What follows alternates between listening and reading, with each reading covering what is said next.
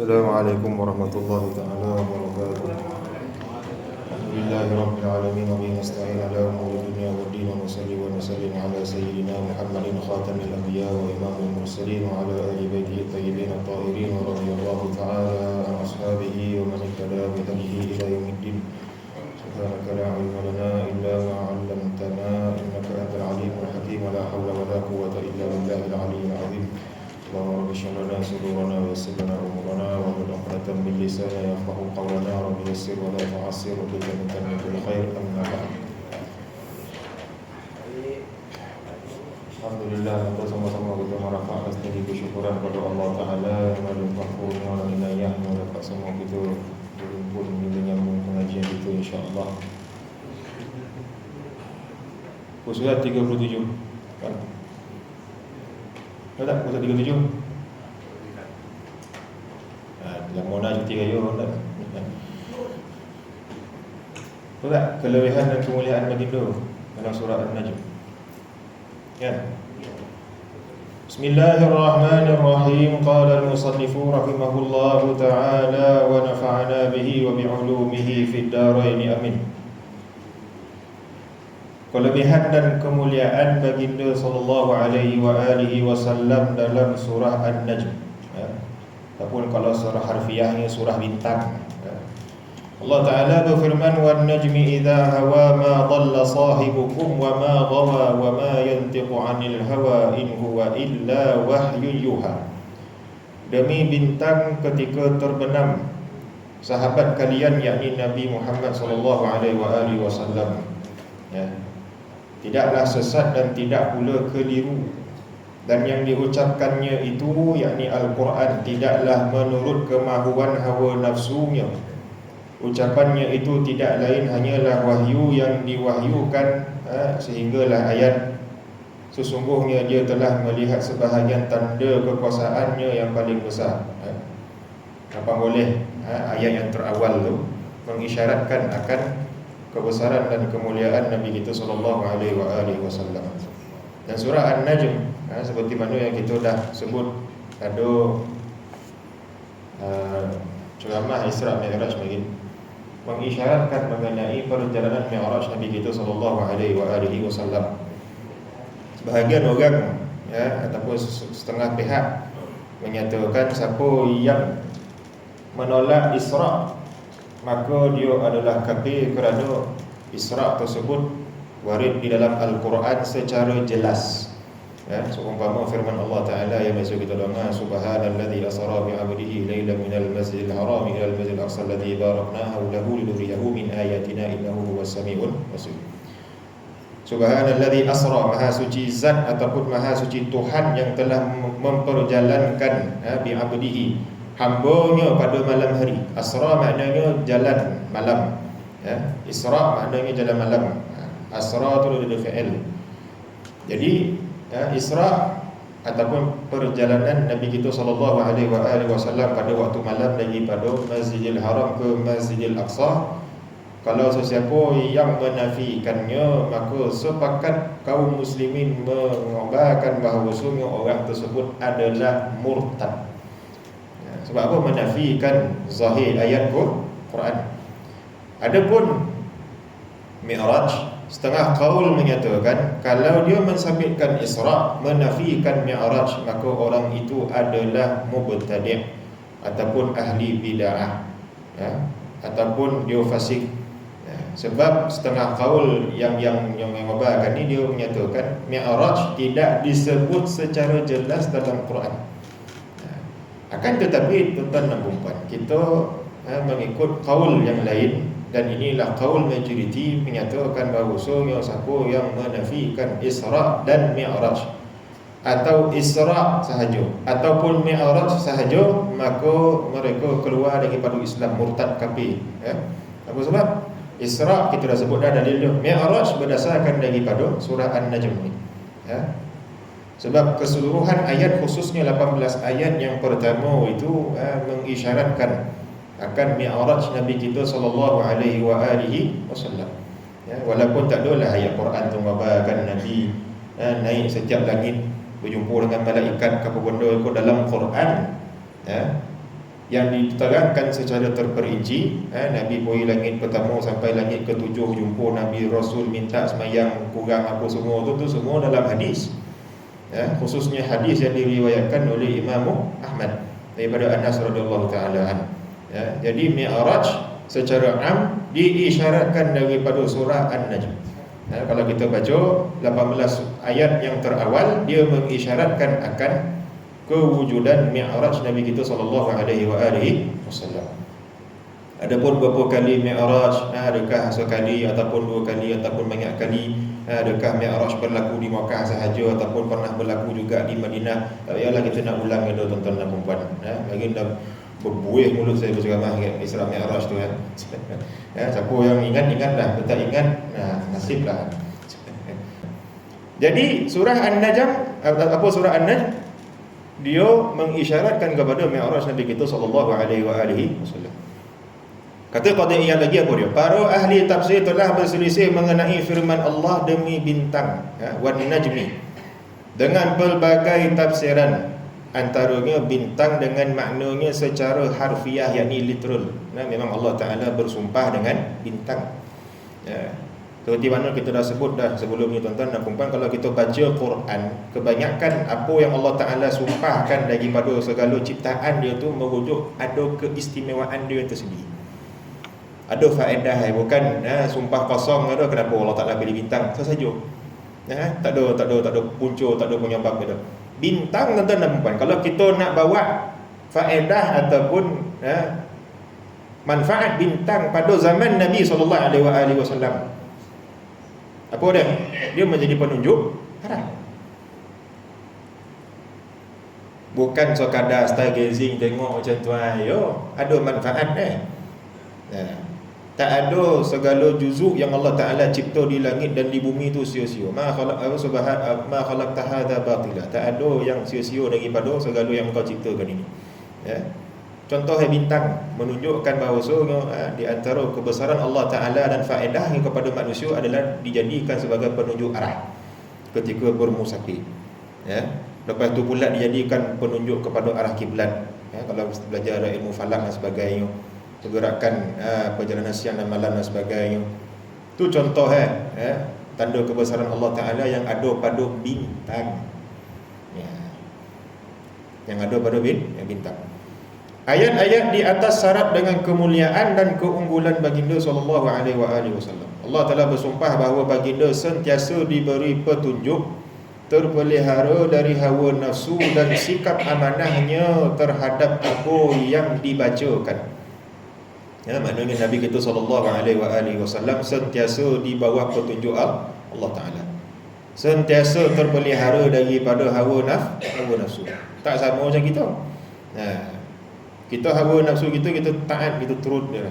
Nabi kita sallallahu alaihi wasallam terpelihara dan mahjub daripada hawa nafsu dan sikap amanah terhadap apa yang dibacakan. Wa ma yantiqu anil hawa in huwa illa wahyun yuha, itu contoh. Allamahu syadidul quwa dhu mirratin fastawa wa huwa bil ufuqil a'la thumma dana fatadalla fakana qaba qausaini aw adna fa auha ila 'abdihi ma yuha ma kadzabal fuadu ma ra'a afatumarunahu 'ala ma yara. Sampai ayat. Kemudian apa dia? Sesungguhnya ia wahyu yang turun kepadanya dari Allah melalui perantaraan Jibril yang sangat kuat.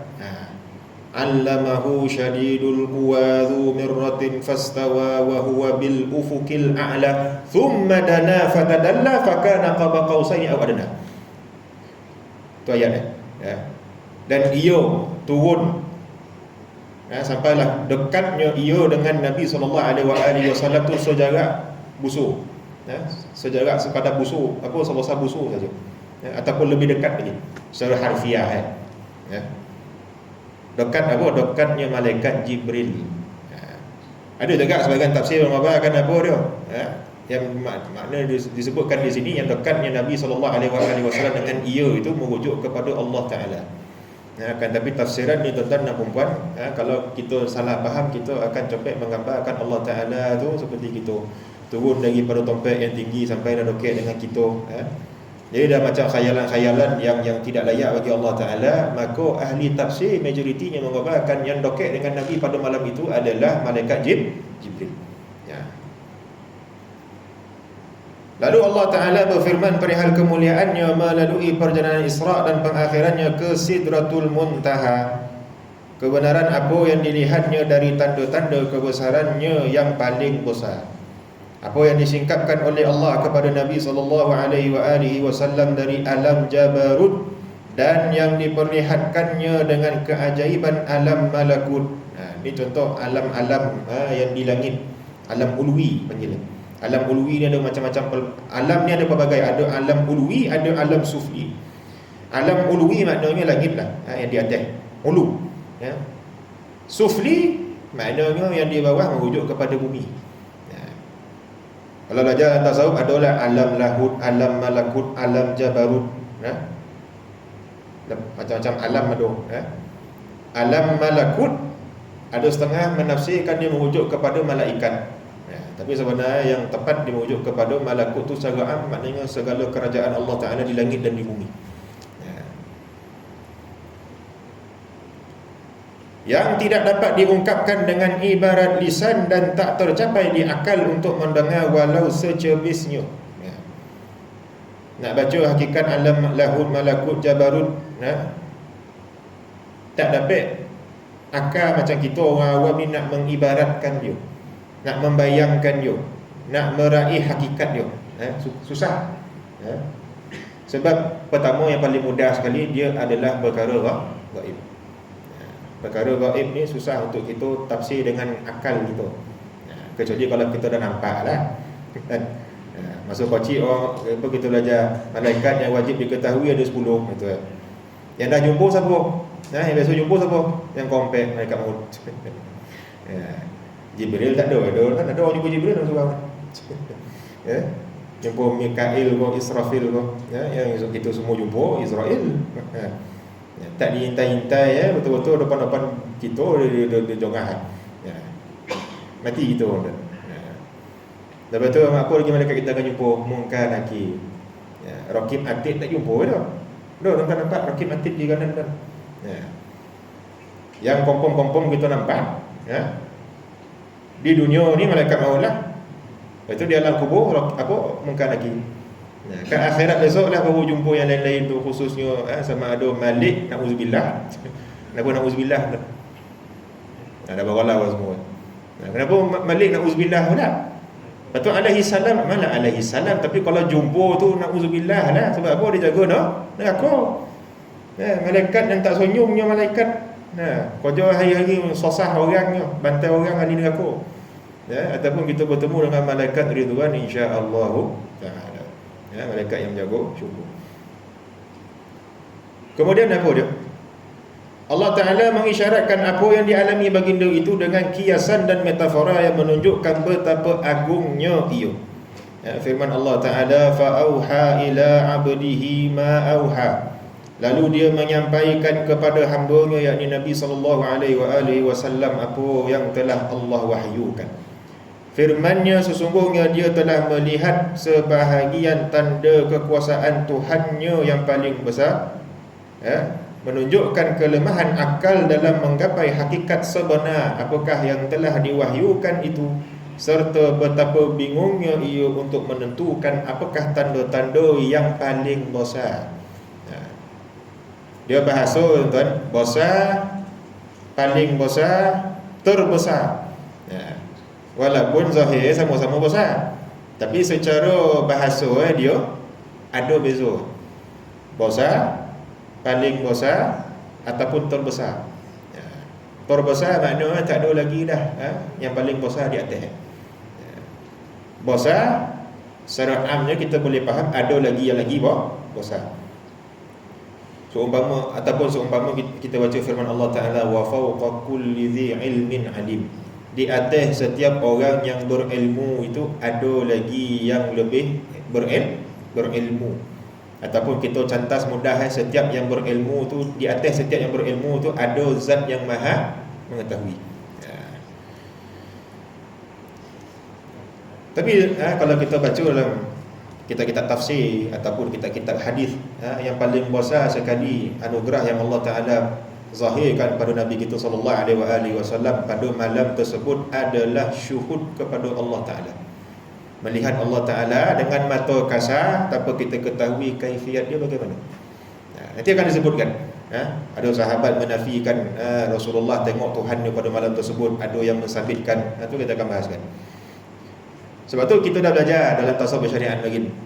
Umpama kalam Ibnu Abbas, sesungguhnya Allah Taala mengurniakan pangkat al-khullah kepada Nabi Ibrahim. Maknanya pangkat kekasih ataupun teman. Waktu Nabi Ibrahim digelar sebagai Khalilur Rahman, teman kepada Allah yang Maha Pengasih. Bukan makna Allah Taala ada sekutu, tak, tu menunjukkan lambang tu satu kemuliaan bagi Nabi Ibrahim. Ataupun Ibrahim Al-Khalil. Kita pergi Mekah ada jalan nama Ibrahim Al-Khalil, tu bukan nama politician ke apa, tu nama Nabi Ibrahim tu dah, Ibrahim Al-Khalil. Wa a'tal kalama li Musa, dan mengurniakan pangkat kalam, yakni berbicara kepada Allah Taala tanpa sebarang hijab dan perantara kepada Nabi Musa. Wa a'tal ru'yata li Muhammadin sallallahu alaihi wa alihi wasallam, dan mengurniakan pangkat ru'yah, yakni melihat Allah Taala secara langsung dengan mata kasar di dunia lagi kepada Nabi kita sallallahu alaihi wa alihi wasallam. Kalau kita nak pecahkan secara hakikat, ucapan Ibnu Abbas tu apa dia? Ibrahim digunakan pangkat Al-Khalil, Musa digunakan apa, dia dikurniakan pangkat Al-Kalim. Sebab tu Allah Taala firman dalam Quran, wa kallamallahu Musa taklima. Dan Allah Taala berbicara kepada Musa dengan sebenar-benar, tapi kita ketahui hakikat dan kaifiat. Dan Nabi SAW dikurniakan ru'yah. Persoalan, adakah bila kita faham Allah Taala kurniakan setiap Nabi itu sekian, maknanya Nabi tak dapat apa yang didapat oleh Nabi-Nabi yang sebelumnya? Nabi tak dapat gelaran Al-Khalil, Nabi tak dapat gelaran Al-Kalim. Kita faham macam tu kan? Maknanya setiap Nabi itu ada kemuliaan dia masing-masing, yang mana Nabi SAW tak dapat seperti mana yang didapat oleh Rasul-Rasul terdahulu. Nabi pun juga adalah meraih pangkat Al-Khalil, dan lebih tinggi lagi. Apa dia? Gelaran Habib, kekasih. Dan akan dibahaskan Nabi. Apa beza pangkat Al-Khullah dengan pangkat Mahabbah? Pangkat teman dengan pangkat kekasih, mana lagi tinggi? Pangkat Nabi Ibrahim ke pangkat Rasulullah? Tak sebut lagi. Begitu juga dengan pangkat Al-Kalim. Adakah Rasulullah tak pernah berbicara kepada Allah Taala secara langsung? Tak. Allah Taala kurniakan peluang yang sama juga kepada Nabi kita sallallahu alaihi wasallam. Akan tetapi pangkat ru'yah, melihat Allah Taala, adakah dikurniakan kepada mana-mana nabi dan rasul selain Nabi kita sallallahu alaihi wasallam? Jawabnya tak ada. Apalah contoh Nabi Musa, Rabbi arini anzur ilaik. Ya Rabb, kurniakan daku kemuliaan untuk melihat engkau. Tak kalau di munajat di Tursina tu kan. Banyak kali kita ulang ayatnya. Allah Taala ada mengabarkan tak boleh ke? Tak. Maknanya ditogah, dilarang langsung? Tak. Tapi Allah Taala mengabarkan apa dia? Kalau sungguhnya engkau wahai Musa takkan sesekali dapat melihat aku. Allah Ta'ala tak togah, Allah Ta'ala tak larang, tapi Allah Ta'ala berfirman pada sudut kekuatan ataupun martabat Nabi Musa pada waktu itu. Sesekali engkau tak akan dapat melihat aku di dunia. Kalau ngabar secara mutlak hari akhirat pun tak dapat dilihat. Maknanya dia bercanggah juga dengan firman Allah Ta'ala, wujuhu yawma idzin nadhirah ila rabbiha nadhirah. Lepas tu Allah Ta'ala mengabarkan apa dia? Kalau gunung tu dapat bertahan, takkan aku bertajalli padanya, fa in istaqarra makanahu fasawfa tarani, saya engkau akan dapat melihat aku. Tak kalau Allah Ta'ala bertajalli pada gunung Tursina, sikit dia kekuasaannya, gunung tu hancur berkacau, itu tak? Menyebabkan Nabi Musa jatuh pingsan. Sikit ya Allah Ta'ala terjadi. Nabi Musa pingsan. Belum lagi kalau diperlihatkan kunhi zat Allah Ta'ala yang sebenar-benar. Jangankan gunung berkacau, bumi pun hancur binasa. Dan dalil lagi menunjukkan Allah Ta'ala mentajallikan sedikit sahaja kekuasaan dia, seperti mana firman Allah Ta'ala, tak kala dia mengibaratkan sifat kalam ataupun Quran sendiri. Lau anzalna hadzal Qur'ana ala jabalin la ra'aitahu khashi'an mutasaddian min khasyatillah. Kalau Quran tu diturunkan di atas satu gunung, gunung makna apa? Makna satu gunung apa sifatnya? Yang kukuh, yang teguh, yang koreh, yang megah. La ra'aitahu, Allah Ta'ala sebut, nescaya la mutaukid, nescaya engkau akan melihatnya, yakni gunung tersebut, khasyian mutasaddian min khasyatillah, hancur, lobo, pokocai. Apa sebab? Tak dapat nak menanggung kalam Allah Ta'ala yang Al-Quran. Qurannya baru. Kalam Allah Qurannya apa? Kalam Allah Qurannya Taurat, Zabur, Injil, Suhuf, segala kitab ataupun suhuf yang tak disebutkan dalam wahyu dan sebagainya, kau ada. Qurannya Allah tak sebut. Kenapa disebut Quran? Kerana Quran itu telah menghimpunkan segala wahyu yang terdahulu, mengungguli sekalian wahyu dan juga kitab-kitab yang sebelumnya. Kalam atas satu gunung hancur berkocak. Ini kan pula kunhi zat Allah Ta'ala. Dah masuk tasawuf pula, tak masuk kitab pula. Sikit je. Kalau kunhi zat Allah Ta'ala yang sebenar-benar, jangankan gunung, bumi hancur berkocai. Jangankan bumi, segala alam semesta ni hancur berkocai. Sebab apa? Mustahil satu zat yang hadis, yang baharu dapat menanggung zat yang qadim. Tu kaedah kita ngaji dalam Usuluddin lagi. Mustahil satu zat yang baharu sifatnya dapat menanggung zat yang qadim. Tu contoh tadi perbidalan yang Allah Ta'ala sebutkan dalam Al-Quran tu. Lau anzalna hadzal Qur'ana ala jabalin. Quran sifatnya qadim ke baharu? Baharu. Kan? Walau ni. Quran sifatnya qadim ke baharu? Qadim.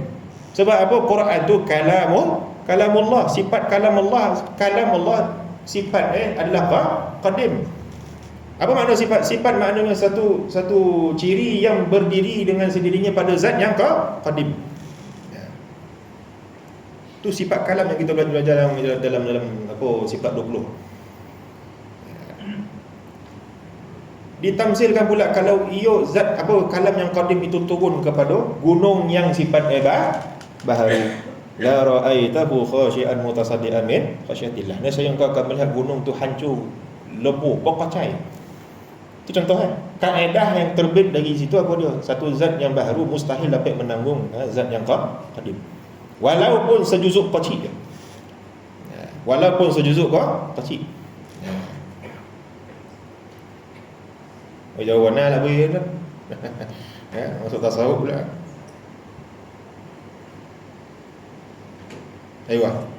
Ayat ini mengandungi betapa Allah Ta'ala telah mengkhabarkan perihal kesucian keadaan baginda sallallahu alaihi wasallam yang dilindungi dari sebarang mara bahaya pada perjalanan ini. Maknanya sepanjang perjalanan Isra' dan Mi'raj, Allah Ta'ala pelihara Nabi kita sallallahu alaihi wasallam daripada segala bahaya, daripada segala mudarat zahir dan batin Nabi kita sallallahu alaihi wasallam. Contoh apa kalau kita nak faham dengan kias akal tuan. Kelajuan burak tak dapat kita nak tamsilkan dengan teknologi moden zaman kita ni. Yang boleh kita tamsilkan contohnya apa kenderaan yang paling laju speed train contohnya kan. Contohlah speed train tuan-tuan.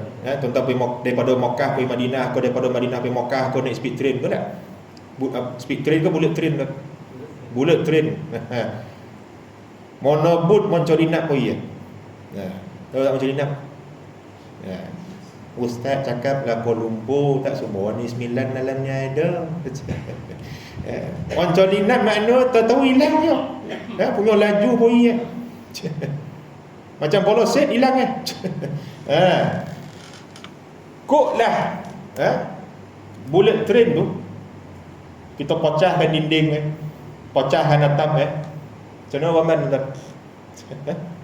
Mati kan, tak dapat nak menanggung apa kelajuan kereta api tu, betul tak? Tapi Nabi kita sallallahu alaihi wasallam naik burak daripada Masjidil Haram pergi ke Masjidil Aqsa, naik burak yang kelajuannya sejauh mata memandang. Ada mudarat tak pada zahir badan Nabi? Tak ada. Naik pula ke langit. Kita tuan-tuan kalau naik roket, kok keluar daripada roket tu dengan tak ada oksigen, dengan apa, hidup berapa lama buat 10 saat je lah tuan. Hongap tercungap-cungap lah kita ke atmosfera tu dah. Mati.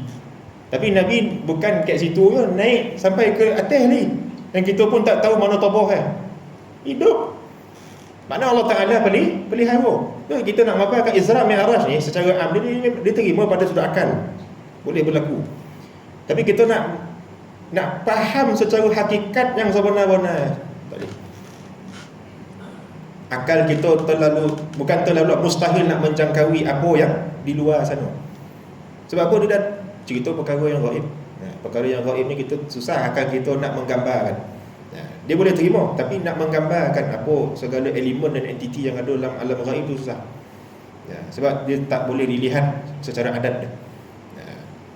Begitu juga pada batin Nabi kita sallallahu alaihi wasallam dengan segala kebesaran yang Allah Taala tajallikan pada malam tersebut.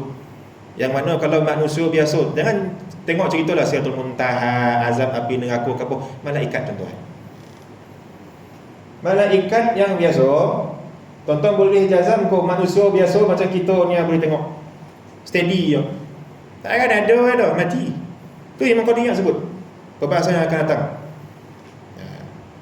Beza manusia biasa dengan Nabi Rasul. Sebab tu saya banyak kali mengabarkan jangan kita mengabarkan Nabi atas Rasulullah, especially Rasulullah lah. Mana-mana Nabi dan Rasul, serendah-rendah Nabi dan Rasul yang kita mengabarkan manusia biasa macam kita. Sebab manusia biasa dia mustahil secara akal dan adat untuk menanggung kedahsyatan, kebesaran dan kemegahan malaikat itu sendiri. Yalah, kita baca dalam hadis Nabi SAW tengok rupa Jibril dalam rupa asal Nabi banyak kali tengok Jibril, tapi dalam rupa yang bukan asal. Yang rupa asal beberapa kali tak sampai 5. Ada yang ngabarkan 2, ada yang ngabarkan 4. Seumpama Nabi SAW ngabarkan apa, Jibril tu ada 600 sayap. Satu sayap tu dah boleh tutup keseluruhan bumi. Nak bayangin tak? Cerita sayap dia baru belum cerita badan dia macam mana, roman dia, hakikat dia macam mana. Sayap 600 sayap, satu sayap tutup seluruh bumi. Kok kita tengok Jibril macam tu punya mogah, punya dahsyat dia. Boleh tahan kau? Mati kita. Tapi Nabi SAW jangankan malaikat, segala apa yang ditengok pada malam Isra' dan Mi'raj tu macam tak ada apa. Sebab apa? Allah Ta'ala meningkatkan dia punya daya dan kekuatan dia, zahir dan batin. Itu kemuliaan Nabi kita sallallahu alaihi wasallam pada malam Isra' Mi'raj tersebut. Kemudian melihat Allah Ta'ala, melihat Allah Ta'ala lagi lah tak payah kita cerita. Kan? Itu menunjukkan kekuatan zahir dan batin Nabi kita sallallahu alaihi wasallam. Kok tak kuat tuan-tuan? Dan kita dah syarah lagi. Nabi Musa tak kalau ditajallikan sedikit kuasa Allah Ta'ala, dia pengsan. Bangsa Bani Israel, kita baca dalam surah Al-Baqarah, minta kepada Nabi Musa supaya nak tengok Allah Ta'ala. Alih apa yang berlaku di panah putih. Putih baru, apa jadi? Mati semua. Seakan-akan isyarat di situ apa dia? Nabi Musa yang dah ulul azmi dah, Rasul ulul azmi yang paling tinggi atau yang paling mulia di kalangan rasul-rasul yang lain, tak kala tengok sedikit ni Allah Ta'ala terjadi kuasa pengsan. Ini kan pula yang bawah-bawah dia punya umat yang bangsa Bani Israel tak sadar diri, dia cabar pula tengok Allah Ta'ala, dan kita nak tengok Allah Ta'ala, dia tunjuk putih mati semua. Surah Al-Baqarah tu tu tajalli. Kalau kita ni masuk tasawuf sikit lah, tajalli ni bergantung kepada kekuatan rohani Kok kuat rohani kuatlah tajalli. Kok lemah rohani lemah tajalli itu dia punya sepel. Kok lemah rohani tajalli kuat mati. Jadi zaman Bani Israel lah. Rohani lemah cabar pula tengok Allah Taala. Tengok putih sikit dia mati. Mana ibarat benar. Kok kuat rohani, kuat kita punya tajalli. Lemah rohani, lemah kita punya tajalli. Adapun maka Allah telah menyucikan hati, lisan dan penglihatannya. Dan antara kemuliaan ayat ataupun surah An-Najm ni adalah Allah Taala menyucikan zahir dan batin Nabi kita sallallahu alaihi wasallam. Contohnya apa? Adapun penyucian hatinya itu berdasarkan firman Allah Taala, "Ma kadzabal fuadu ma ra'a."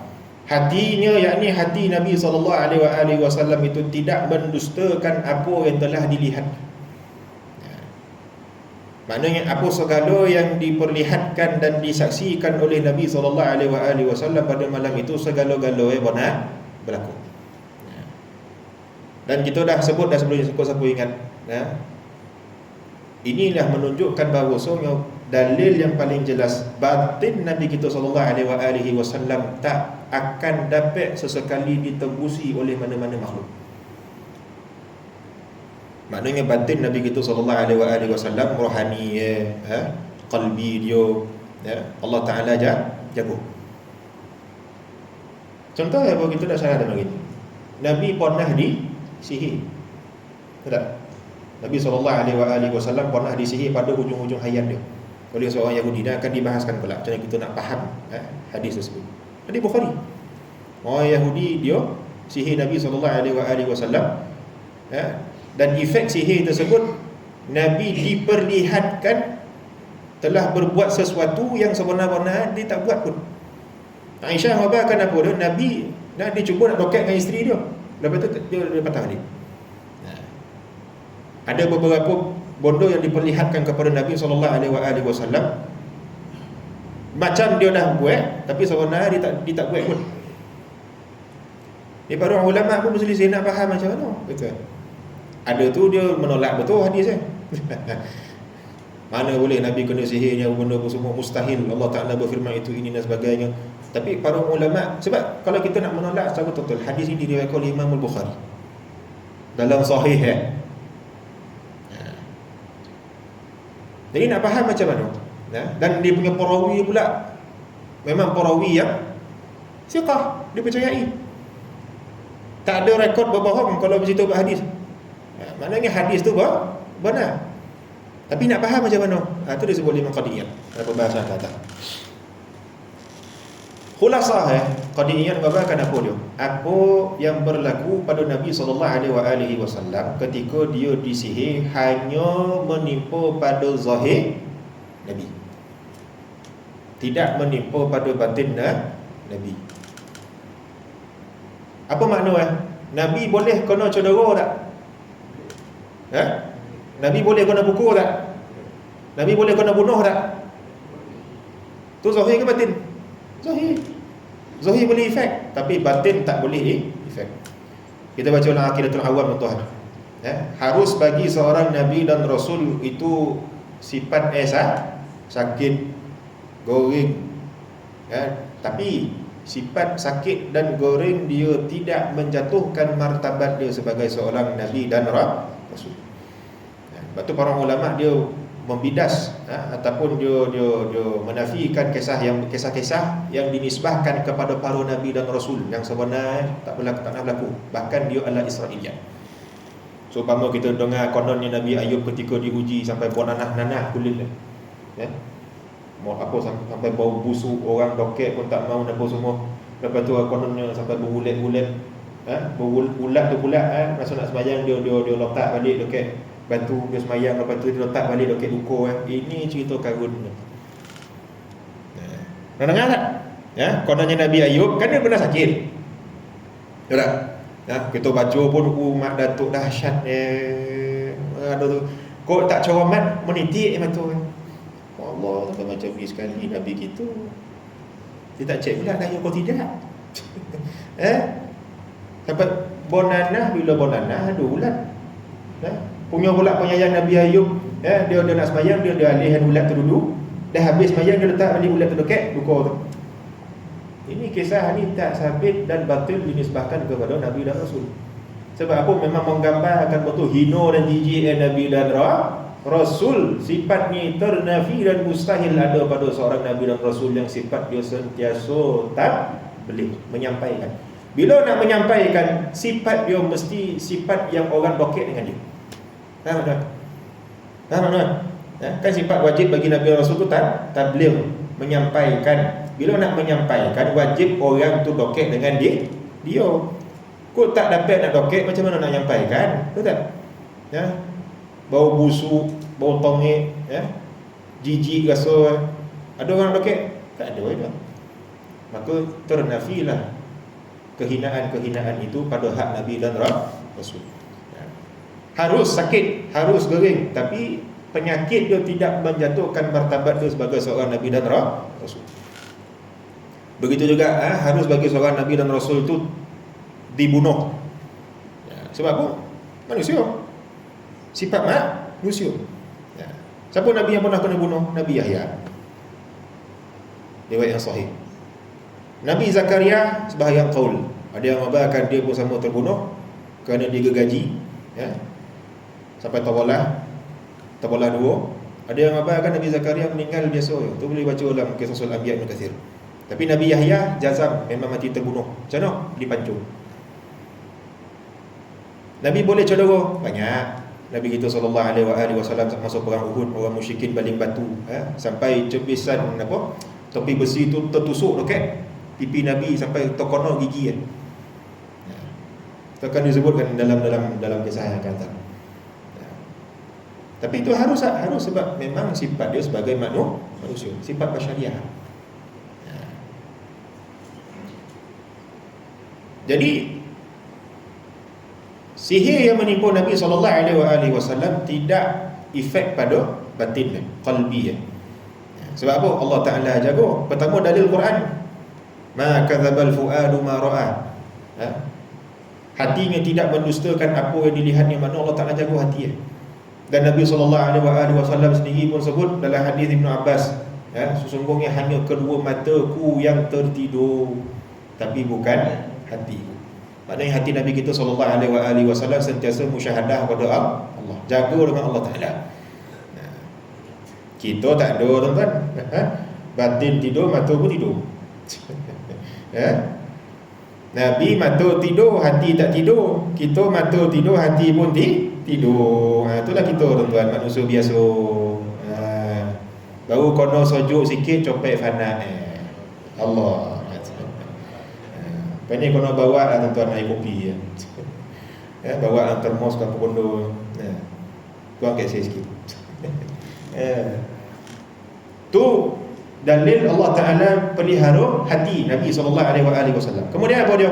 Adapun lisannya, wa ma yantiqu 'anil hawa in huwa illa wahyun yuha. Dan tiadalah apa yang diucapkannya itu menurut kemahuan hawa nafsunya, melainkan ia adalah wahyu yang diperturunkan kepadanya. Dalam kitab tak ada lah. Saya sengaja tambah. Wa ma yantiqu 'anil hawa, maknanya Nabi kita SAW tak pernah bercakap menurut hawa nafsu. Lisan Nabi kita SAW dipelihara oleh Allah Ta'ala. Kenapa dia? Manakala penglihatannya ma zaghal basar wa ma tagha. Penglihatannya, yakni Nabi SAW tidak berpaling dari yang dilihatnya itu dan tidak pula melampauinya. Nabi kita SAW panca indera yang dipelihara oleh Allah.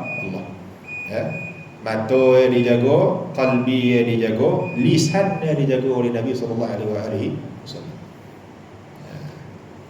Itu di antara kemuliaan surah An-Najm, mensabitkan kemuliaan Nabi SAW, antara yang dipelihara pada zahir dan batin.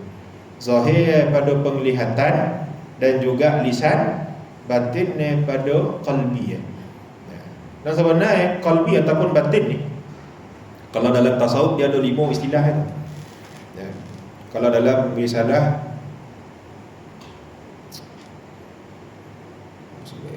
Manhajus Safi, Al-Manhajus Safi fi rumuz, istilah ahli sufi kalangan Syekh Daud Fatani. Rumus-rumus ahli sufi dia mabalkan apa dia? Adapun batin itu ada 5 nama kan. Ada qalb, ada fuad, ada syaraf, ada lub. Dengan lagi satu saya lupa. 5. Hati atau hati kita lah, hati kita ni ada 5 nama kan. Ada syaraf, ada lub, ada sir, 5. Syaraf, lub, qalb, sir, fuad, 5. Ni nama-nama bagi hati. Dan setiap istilah ni ada dia punya makna dia berbeza-beza. Yang istilah ni dia mentahkikkan makna Islam, yang ni mentahkikkan makna iman, yang ni mentahkikkan makna hakikat. Tak nampak cara alamnya tu kalau tasawuf lah. Dia pun dah banyak pewai apa jauh warna lah cerita kan. Wallahu ta'ala a'lam ahkam nashkur tu ni. Kok masuk fasa ikut dia kan meluncur ke panjang. Kena sambung. Sejuk kan, sejuk betul. Tak sambung ni kau? Cukuplah Ustaz, minggu depan dulu lagi. Cukup panjang umur insya-Allah. Ada soalan? Muslimin, muslimat ada soalan? Semua dah fana berlaku kan. Copet faham, alhamdulillah. Dia bila dah fana daripada diri dia baqa billah, baqa dengan Allah Taala. Dia tak payah tanya. Sebab dia ketika dia fana tu dia sedang baqa dengan Allah Taala. Dia tak ada sebarang hajat dan keperluan untuk dia bertanya. Wallahu taala alam wa ahkam. Kita tangguh macam kita insya-Allah taala. Saya mohon ampun dan maaf jika ada keterlanjuran kata terkuris hati terkasar bahasa, apa terlebih terkurang mohon dimaafkan dan mohon dihalalkan insya-Allah. Panjang umur, moga rezeki kita jumpa Khamis depan. Khamis depan kuliah terakhir saya. Lepas tu Isnin berikutnya saya tak ada, saya pergi maju. Lepas tu hujung bulan 30 hari bulan kot. 30 hari bulan baru ada ni insya-Allah. Qulu qawli hadha wa astaghfirullahal azim li wa lakum subhanakallah wa bihamdika asyhadu an la ilaha illa anta astaghfiruka wa atubu ilaik. Wa tusawwa dhalamtu nafsi faghfir li fa innahu la yaghfiru dhunuba illa anta. Allahumma ighfir lana ma qaddamna wa ma akharna wa ma asrarna wa ma a'lanna wa ma anta a'lam bihi minna. Antal muqaddim wa antal muakhir la ilaha illa anta. Subhana rabbika rabbil